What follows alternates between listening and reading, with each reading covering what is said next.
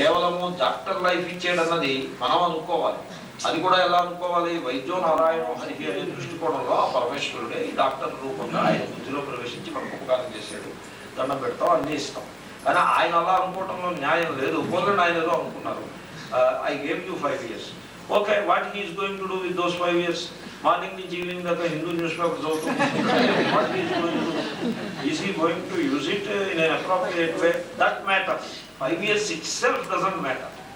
Anyway, coming to the point, ఈ ఇభయోని నీవు రక్షించిన అది ఎలాగా పోయిదే. కాబట్టి నేను ఇంకా ఇభ అంటే ఏనుగు జన్మని, ఏనుగు దేహాన్ని రక్షించమని నేను కోరట్లేదు అంటున్నాడు ఆయన. మరి ఇంకేం కోరుతావు? ఆత్మలోకావరణస్య మోక్షణం.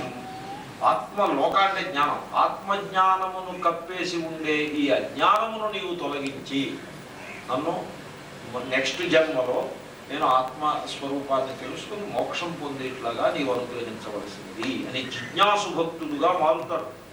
ఆత్మభక్తుడు జిజ్ఞాసు భక్తుడు అవుతాడు. అందుగురించి ఈ స్థుతి యొక్క విశిష్టత. లేకపోతే నా దేహాన్నే రక్షించమని కోరాడు అనుకోండి, ఈ స్తోత్రంలో అంత విశిష్టత ఉండదు. ఎందుకంటే దేహం ఇవాళ రక్షించారండి, రేపు పోతుంది.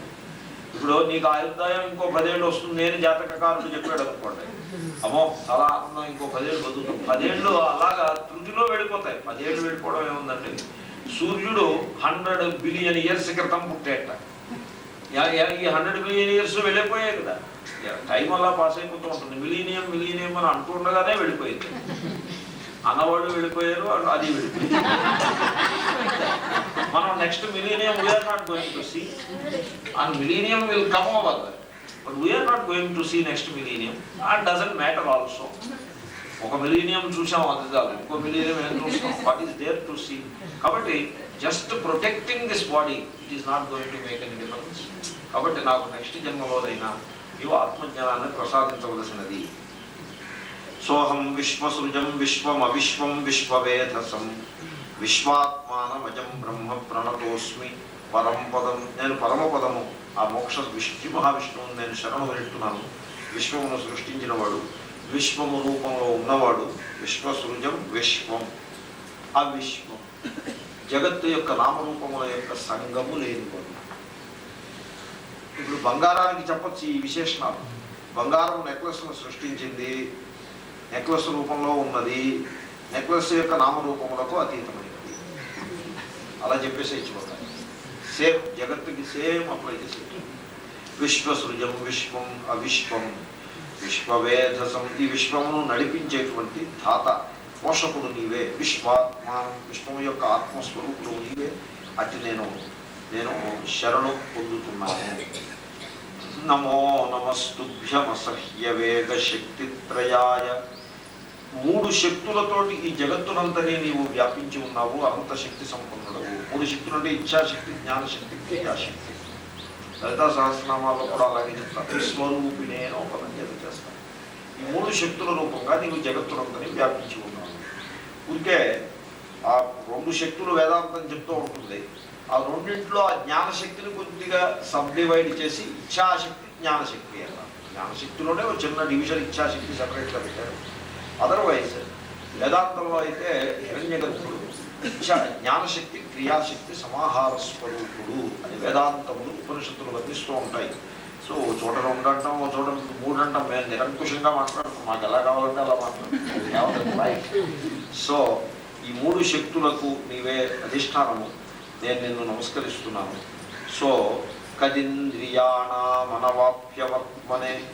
ఇంతవరకు ఈ ప్రార్థన ఎందుకు చేయలేదు, ఇప్పుడే ఎందుకు చేశాను నేను అని అతను ఓ శంక చేసుకుని దానికి సమాధానంగా చెప్తున్నాడు. ఏ మానవుడైతే ఈ కుత్సితములైన ఇంద్రియముల భోగముల వెంట పరిగెడుతూ ఉంటాడో వాడు నీ మార్గంలోకి రాలేడు. అనవాప్యవర్త్మనే. ఆ కారణంగా నేను ఇంతకాలం నీకు దూరం అయిపోయినాను. So even that is explain. So why I stayed away from you is explain. So ఈ ఇంద్రియముల యొక్క కారణంగా నేను దూరంగా ఉన్నాను.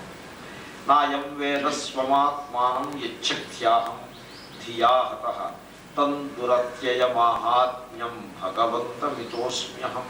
ఏ పరమేశ్వరుని యొక్క మాయాశక్తిచే ఆవరింపబడిన బుద్ధి గలవాడనై నేను పశుయోనిలో జన్మించి ఇంద్రియ భోగములకు బానిసనై నా స్వరూపాన్ని తెలుసుకునే భాగ్యం నాకు లేకపోయినది.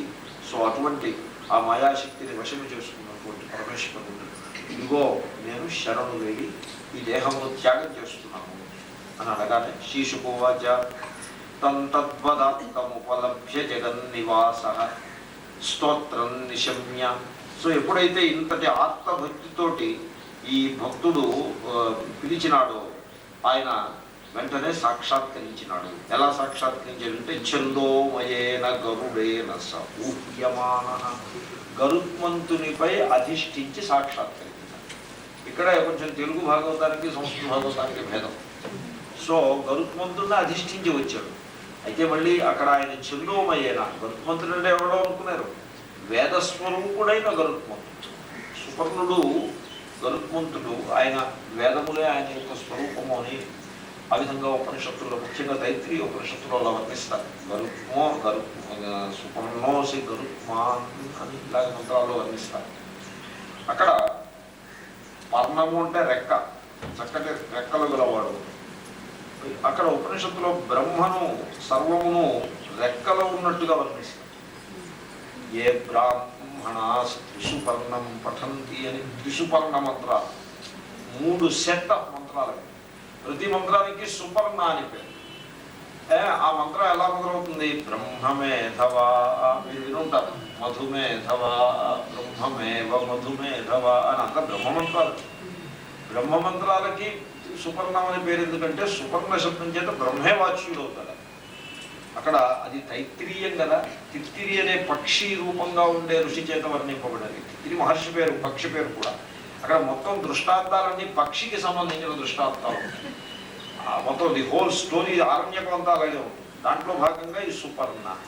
అక్కడ ఆ గరుత్మంతుడు సుపర్ణుడు, ఆయనయే పరబ్రహ్మ అని అలా వర్తిస్తాయి. పురాణంలోకి వచ్చేప్పటికి కొంచెం దానికి డిస్టింక్షన్ వస్తుంది. కథారూపంగా వచ్చేప్పటికి you have to divide it, లేకపోతే కథే ఉంది. తర్వాత పుచ్చ రూపంగా వర్ణిస్తారు, అంతా పుచ్చమే. ఇదం పుచ్చం ప్రతిష్ట, పక్షికి తోక దాని చుక్కానిలాగా పనిచేసి దానిని ఆకాశంలో నిలబెడుతుంది. రెక్కలు ఆకాశంలోకి లేపుతాయి, ఆకాశంలో దానిని ఫిక్స్ చేసేది తోక. సో రెక్కలు అయం దక్షిణ పక్ష, అయం ఉత్తర పక్ష, ఇదమాత్మా ఇదం పుచ్చం ప్రతిష్ట ఇలాగా. అలాగే బ్రహ్మపుచ్చం ప్రతిష్ట, మోదో దక్షిణ పక్ష ప్రమోద ఉత్తర పక్ష అని ఇలాగ. ఆనంద ఆత్మ బ్రహ్మపుచ్చం ప్రతిష్ట, ఎడమ రెక్క కుడి రెక్క తోక అంతా. అక్కడ బ్రహ్మపుచ్చం అంటే అక్కడ పుచ్చం ఏం లేదు. అక్కడ బ్రహ్మపుచ్చం మీన్స్ బ్రహ్మ ఇత్యర్థం, బ్రహ్మానందం. మరి పుచ్చం ఏంటంటే పుచ్చం ఊరికి అలా పక్షిని మనస్సులో పెట్టుకుని చెప్పిన మంత్రం. పుచ్చం అవివక్షితం అంటారు. అంటే లేకపోతే ఇంకా అక్కడ కూడా తోక ఉంది, బ్రహ్మగారికి తోక ఉంది అంటే వాటి తోక ఏం లేదు. పుచ్చం అవివక్షితం. సో అంటే పక్షి దృష్టి రూపంగానే బ్రహ్మను ప్రతిపాదిస్తారు. Everything in the form of a పక్షి. కాబట్టి గరుత్మంతుడు కూడా ఆ బ్రహ్మస్వరూపుడే. కానీ ఒక కథారూపంగా చెప్పేప్పుడు గరుడైన ఊహ్యమాన, శ్రీ మహావిష్ణువు గరుత్మంతుడి మీద వచ్చాడు అంటే పరమాత్మ నీ హృదయంలోకి వేద మంత్రాల ద్వారా వచ్చాడు అని అర్థం. వేద మంత్రాల మీద ఎక్కి నీ హృదయంలో ప్రవేశించాడు. ఛందోమయేన గరుడేన, ఈ సత్యాన్ని దాచిపెట్టి గరుడేన. పూర్తిగా దాచిపెడితే మళ్ళీ అలా కుదరదు. దాచిపెడుతూ ఉండగానే కొంచెం తెలిసిపెట్టాలి. ఇప్పుడు దాగుడు మూత అలా ఉందనుకోండి, ఇంకా ఎవడు పట్టుకోలేని విధంగా దావుకుంటే ఇంకా అదే ఉందండి. వాడు వెళ్ళిపోయి వాళ్ళ అమ్మ చెప్పేసి బెడ్రూమ్లో వెళ్ళిపోయి లోపల తాళం పిలిపించుకుని పడుకున్నాడు అనుకోండి మంచం కింద, ఈ పిల్లలు వచ్చి వెతుకుతారా ఏమన్నా? పైగా వాళ్ళు అనౌన్స్ కూడా చేస్తారు, అదే ఇలాగంటే దాపరికం పనికిరాదు, ఎక్కడున్నావో నువ్వే బయటికి రా, కొంచెం దాచాలి కొంచెం. ఛందోమయేన గరుడేన, గరుడేనా అంటాడు, చిన్న విశేషణం వేసి పెడతాడు. ఎవడైనా విద్వాంసుడు ఉంటే చూడకపోతాడా అని. నేను చూడక కళ్ళు చూసుకుంటామంటే తథాస్తు మళ్ళీ జన్మలో చూడొచ్చు. కంగారే కంగారే. సో ఛందోమయమైనటువంటి గరుడుగా అధిష్ఠించి వచ్చినాడు అని అంతా సింబాలిక్గా తీసుకోవాల్సి ఉంటుంది. ఇక్కడ జీవుడిని ఈశ్వరుడు అనుగ్రహిస్తున్నాడు. వీడు జీవుడు, అహంకారము పరిచ్ఛిన్నమైన జీవుడు, వాడిని ఆత్మరూపుడుగా ఈశ్వరుడు అనుగ్రహిస్తున్నాడు. ఈ జ్ఞానం వీడికి ఎలా కలిగింది? ఛంద ఉపనిషత్ జ్ఞానం, కఠోపనిషత్తు వల్ల కలిగింది. కఠోర ఉపనిషత్తు. అయితే పోతన్న గారు దానికి కొంచెం కవిత్వాన్ని జోడించి అందంగా చెప్పారు. ఆయన ఏమీ లేకుండా అలాగా పరిగెత్తుకు వచ్చేసినట్టుగా చెప్పారు. పైగా అలా వైకుంఠపురములో నగరిలో నా మూల సౌంలో అలా వర్ణించారు. ఇంకా ఇక్కడ అలాగేమీ ఉండదు. ఈయన దగ్గర అలాంటిది ఏమి వ్యాస మహర్షి అవేమి. ఆయన అయితే తన వెంటన సిరి లచ్చి వెంట అవరోధ వ్రాతము ఆయన వచ్చేస్తుంటే ఆయన ఎలా వచ్చాడు? సిరికి చెప్పడు శంఖ చక్ర. కొంచెం స్వామీజీకి మధ్య పట్టేది అలా ఇష్టం. నేను కనపడ్డప్పుడు అలా ఎదురా గుర్తు వస్తే ఏమో ఆ పద్యాల గురించి చెప్పు అంటారు. సరే నేను ఆయన కోసం కంఠస్థం చేసి పెట్టుకుంటాను. ఆయన అడిగినప్పుడు వాళ్ళు చెప్పలేకపోతే అదో లోటు కదా. పుస్తకం తీసుకొస్తానంటే సరే పుస్తకం చూసి చెప్పేవాడు ఏమో అక్కర్లేదు. ఇప్పుడు వేద పండితుడు ఉన్నాడు అనుకోండి, ఏమంటే ఏదైనా మంత్రం చెప్పండి అంటే పుస్తకం ఎలా పట్టుకుంటారా అంటే అది శోభ కాదు. వేద పండితుడికి శోభ కాదు. పుస్తకం చూసి గీత పూర్తి చేస్తాను, పుస్తకం చూసి మంత్రం చెప్తాను, అది ఎంతకాలం అవుతుంది. సో సిరికి చెప్పడు శంఖ చక్ర యుగము చేదోయి సంధింపడు ఏ పరిచారకులం చీరడు. చీరడం అంటే పిలవడం, చీరడ. అభ్రగపతి పన్నింపడు. అభ్రగపతి అంటే గరుత్మంతుడు. పన్నించుట అంటే పైన గుర్రానికి పైన జీను అది వేసి రెడీ చేయడం, ఆ పని చేయడం. ఆ కన్నికాంతర ధమ్మిల్లము చక్క మొత్తడు అంటే హెయిర్ కొంచెం తలకాయ దూకోవడం, కాకుండా దూకోవడం అలాంటి పని కూడా చేయడం. కన్నికాంతర ధమ్మిల్లము చక్క మొత్తడు. దూకోవడం అంటే ఒత్తుకోవడమే కదా. చక్క మొత్తడు. అంతేకాకుండా ఆ కవి యొక్క ఊహా సౌందర్యము వివాద ప్రోత్థిత శ్రీకుచోపరి చలాంచలమైన వీడడు. అంటే ఆవిడతో ఏదో మాట వచ్చింది. అంటే ప్రణయ కలహం, మామూలు నిజం కలహం ఏం కాదు. ఆ ప్రణయ కలహంలో నువ్వు అన్నీ ఇలాగే చెప్తావులే అని ఆవిడ కొంగు పట్టుకున్నాడు. వీధిలోకి వెళ్ళినప్పుడు ఈ కొంగు వదిలిపెట్టి వెళ్ళాలి కదా, లేకపోతే ఆవిడకి ఇబ్బంది అయిపోదండి. వివాద ప్రోత్థిత శ్రీకుచోపరి చలాంచలమైన అదే కనీసం అదేనా విడిచిపెట్టడు కదా. వేడడు అది పట్టేసుకుని వస్తుంటే ఇంకా ఆవిడేం చేస్తుంది?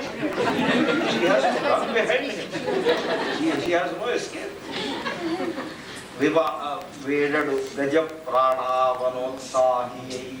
ఏమిటి ఇంత కంగారి అయ్యేవారికి అంటే నిజము యొక్క ప్రాణాన్ని రక్షించాలి. నీ కొంగు తర్వాత విడిచిపెడతా, ముందు అక్కడ ప్రాణాన్ని అని కంగారు పడ్డాడని కవి అలాగా. అంటే పరమేశ్వరుడు చాలా తొందరగా భక్తులను రక్షిస్తాడు అని అభిప్రాయం. తన వెంటను సిరి, ఆయన సిరి ఇంకా తప్పించుకునే పనేం లేదు. ఎందుకంటే కొంగు ఈ చేతిలో ఉంది. ఆ కొంగు పట్టుకుని పరిగెట్టినట్టు ఆవిడ వేగంగా పరిగెట్టింది. లచ్చి వెంట అవరోధ వ్రాతము అంటే అంతఃపుర పరిచారకుడు. దాని వెనుకను పక్షీంద్రుండు. ముందు వెళ్ళిపోతుంటే యజమాని వెనకాల కాలేసుకుని డ్రైవర్ వస్తూ ఉంటాడు. పక్షీంద్రుండు వాని కొంతను తనుహు ధనస్సు కౌమోదకి శంఖ చక్ర నికాయంపును. వెనకాల నారదుడు, ఆయన నారదుడు. ధ్వజనీకాంతుండు. ధ్వజనీకాంతుండు అంటే విశ్వక్సేనుడు అనమాట. అంటే ధ్వజని అంటే సైన్యం. విష్ణు పార్షద గణములు ఉంటాయి, వాటి అధినాయకుడు విశ్వక్సేనుడు అయి ఉంటాడు అని నేను ఊహించి చెప్తున్నాను. వాళ్ళు వస్తుంటే వచ్చి రొయ్యన అంటే వేగంగా వైకుంఠపురంబునం గలుగు వారాపాల గోపాలము మొత్తం వైకుంఠపురం అంతా అక్కడికి వచ్చింది. So like that he presents it. సొంత సరస్సులు బలేన గృహీత ఆర్త దృష్ట్వా గురుమతి హరిం ఉపాత్త చక్రం. ఆ సరస్సు లోపల ఈ మకరము దాగి ఉన్నది. ఈయన అంతరిక్షంలో ఉన్నాడు శ్రీ మహావిష్ణువు. గరుత్మంతుడు ఇంకొక క్షణం ఆలస్యం చేస్తే ప్రాణాలు పోతాయి. ఆల్రెడీ ముక్కుల నిండా నీళ్లు వచ్చేసాయి.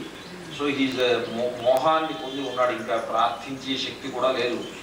He's on the verge of death. ఆ స్థితిలో వెంటనే ఆయన ఏం చేశాడంటే చక్రాన్ని ప్రయోగించాడు. దృష్ట్వా గరుత్మతి హరిం ఉపాత్త చక్రం ఉత్క్షిప్య సాంబుజకరం గిరమాహ రుచ్రాద్. ఇంకా ఇంకొక మాట మాట్లాడుతున్నాడు ఆయన. లాస్ట్ రిజల్ట్ చూశాడు శ్రీకృష్ణుడు. శ్రీ మహావిష్ణువుని చూశాడు. చూసి కళ్ళంపట కన్నీరు ఆనందాశ్రువుని విడుస్తూ పోలే ప్రాణం పోయే ముందు ఒక్కసారి పరమేశ్వరుని దర్శించగలిగేమనే ఆనందంతో ఆ తొండాన్ని అతి కష్టం మీద పైకెత్తి ఆ పక్కనే ఉండే ఓ పుష్పాన్ని తీసేడు దాంతో. అంత పని చేయగలిగాడు. లాస్ట్ రిజర్వ్స్ అంటే అలాగే ఉంటాయి. గిరమాహ కృచ్ఛ్రాత్, అతి కష్టం మీద ఓ మాట అన్నాడు. ఏమని? నారాయణాఖిల గురో భగవన్ నమస్తే అని అన్నాడు. హే అఖిల గురో, గురు అంటే తండ్రి, సమస్త జగత్తుకు తండ్రి అయినటువంటి హే నారాయణ భగవన్ నమస్తే, షడ్గుణైశ్వర్య పరిపూర్ణ నీకు నమస్కారం అవుగాక అని వాలిపోయాడు. సుతం వీక్ష్య పీడితమజ సహసావతీర్య, ఆయన గరుత్మంతుడి నుంచి నీళ్ళలో గురికాడు. అవతారం అంటారు దాన్ని. గరుత్మంతుడి మీద కూర్చుంటే ఎక్కడ కుదురుతుంది? నీళ్ళలో ఉరికి ఆ చక్రంతో ఆశు సరస కృపయోజ్యహార, ఆ చక్రాన్ని చక్రంతో వాడిని కట్ చేసేసి, మకరాన్ని కట్ చేసేసి, గ్రహాన్ని కోసేసి ఆ ఏనుగుని నీళ్ళలోంచి పైకి లేపాడు. కృపయ ఉజ్జహార. స్వగ్రాహాత్ విపాటిత ముఖాదరినా గజేంద్రం సంపశ్యతాం హరిరమూచతు శ్రియాణం. దేవతలందరూ తెల్లబోయి చూస్తున్నారు ఆకాశం ఎలా రక్షిస్తున్నాడా. ఈయన నీళ్ళలోకి దూకేసి ఆ మకరాన్ని చక్రంతో ఖండించి ఆ నీళ్ళలో స్పృహ తప్పి పడిపోతూ ఉన్నటువంటి ఆ గజేంద్రుడిని పైకి లేవనెత్తాడు. సరే, తదా దేవర్షి గంధర్వా బ్రహ్మేశాన పురోగమాన, పైనుంచి పుష్పవృష్టిని గుర్తించారు. అవతారం ఇది ఒక చిన్న అవతారం, 10 minute అవతారం. దీన్ని కూడా అవతారాలు లెక్కేశారు. 28 ఏమన్నా అవతారాలు ఉన్నాయని చెప్పాను చూడండి, దాంట్లో దీన్ని లెక్క వేశారు ఈ అవతారం. ఎందుకంటే ఒక విశిష్ట రూపంలో వచ్చాడు, చక్రాన్ని పట్టుకుని వచ్చాడు, నీళ్ళలో దూకాడు. అసలు అవతారం అంటే నీళ్ళలో దూకడం అనే అర్థం. అవతరతి, తర అంటే ఈత కొట్టడం. సో నీళ్ళలో దూకి ఈత కొట్టి ఆ గజేంద్రుడిని రక్షించినాడు. సో దేవతలు పుష్పవృష్టిని కురిపించారు. గజేంద్రో భగవత్ పార్శ్వాత్ విముక్త జ్ఞానబంధనాత్ ప్రాప్తో భగవతో రూపం పీతవాసాశ్చతుర్భుజ. ఆ గజేంద్రుడు ఆయన తన శ్రమనంతని కోల్పోయినాడు. ఆ తరువాతి కాలంలో ఆయన జ్ఞానాన్ని పొంది పరమేశ్వరుడు యొక్క సాన్నిధ్యాన్ని కూడా పొందినాడు.